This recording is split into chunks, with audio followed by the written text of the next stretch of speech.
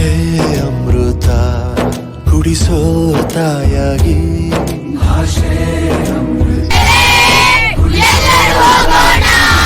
ಭವಿಷ್ಯ ಬರೆವಂತ ತಂದೆ ನೋವಾಗಿ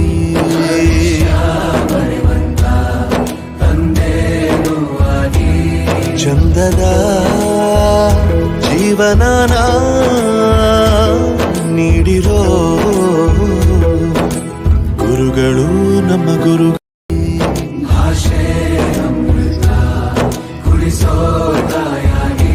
ಭವಿಷ್ಯ ಬರೆವಂತ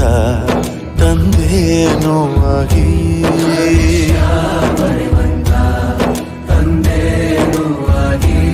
ಚಂದದ ಜೀವನನ ನೀಡಿರೋ ಗುರುಗಳು ನಮ್ಮ